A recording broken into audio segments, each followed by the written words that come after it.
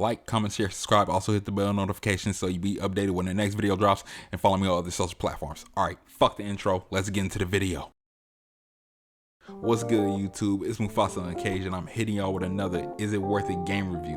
Now, as you can see, the game I'm reviewing is Lost Souls Aside. You probably heard of it, you probably haven't heard of it, but you clicked the video, and I'm here to put you up on some game. So I'm going to give you some details, I'm going to give you my thoughts, and I'm going to tell you, is it worth it? Now, without further ado, fuck the intro, let's get into the video. Our main character in this game is Kaiser, who is part of a rebel group who wants to start a rebellion against the empire that oppresses the lower class.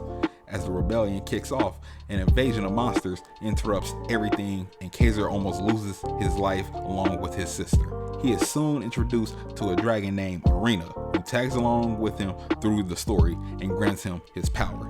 In the midst of the chaos that's going on during this rebellion, Kaiser's sister gets her soul snatched by the monsters that have invaded. So now it's up to Kaiser to regain his sister's soul, along with stopping this invasion that has come upon the world. That's as much as I will say about the story, so let's get into what matters, the gameplay. From the first glance of gameplay, you see a bunch of flashy moves and fast combos. This game is an action-adventure hack and slash. You'll be fighting your way through different enemy types, along with a handful of bosses fights, pulling off a bunch of flashy combos that'll remind you of Devil May Cry. First off, you have a regular attack and a heavy attack. Mixing it up gives you different combos, or switching in between weapons during combos could extend it. You can also extend it by pressing the R2 button at the right time to give you a different attack. Perfect dodging allows you to counterattack. Depending on what weapon you'll use, it'll be different.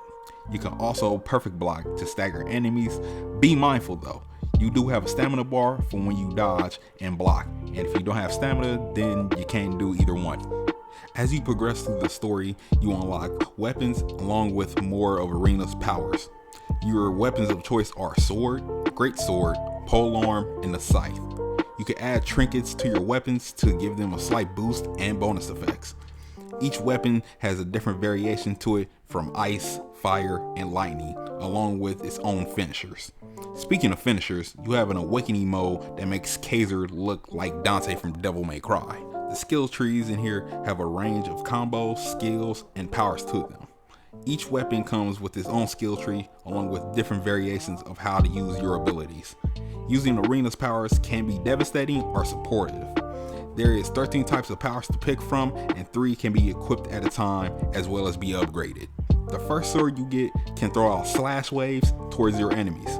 You can also charge up your heavy attack that'll give you a crazy rush attack that slashes every enemy in that area. And if you press R2 at the right time, you can add some extra slashes in. When you do a perfect dodge with this weapon, you can counterattack with an instant flash. You can also swap out your dodge to do something different. For instance, you can have an electric flash to dodge, and when you do it, it strikes enemies in the way, but it consumes more stamina. You can also do the same with the slash waves. The great sword attacks are slower, but hit more harder than the regular sword. Besides its powerful attacks, you have 2 types of counterattacks. Doing a perfect block with the great sword will let you throw out slash waves back at the enemies, and the other one throws out a spinning wheel that works well for crowd control or big enemies. Following up on combos will grant you an extra move that deals AoE damage. You can also charge up certain moves as well to change the variation. Jumping in the air and slamming down, you can have a regular earth-shattering slam, or you can slam down with a longer blade. Your pole blade strikes the fastest, along with long-range attacks. With the pole blade, your attacks will have you spinning around looking like a Beyblade, letting it rip on enemies. You have this meter that builds up the more you attack, and when you use it, you can shoot energy beams in multiple ways. You can also precisely aim and shoot them, or have 3 of them shoot out at the same time. Another cool thing about this weapon, you can create tornadoes with it. Last but not least, the coolest weapon, the scythe. The scythe, you can pull enemies towards you, or you can pull up on them. Just like the pole blade, you have a meter that builds up off your attacks, and when released, you throw out extra scythes. You can also throw your scythe to stay in one place and switch to another weapon to deal more damage, which creates good combo makers. There's a semi-open world to this game, but it sticks to a linear path. There's parts where you can explore and fight mini bosses, find challenges, and other things that'll level you up. There's some platforming parts and a few puzzles along the way. Doing the challenges will have you fighting enemies with certain conditions, and if you want to, they also have a boss rush mode. I remember when I first seen this game back in 2021 and thinking this would never come out, and that if it did, hopefully they get the performance of it to run smooth. Here we are now, and the game has dropped and was met with some disappointment with gamers, but this is my review. I beat the game in 27 hours, and there were things I liked and some I didn't, or they could have did better on. There was something about this game that felt like it was missing something, and it wasn't just the bad voice acting. They have customization for Kaiser and Arena, but there's only 2 outfits for the both of them.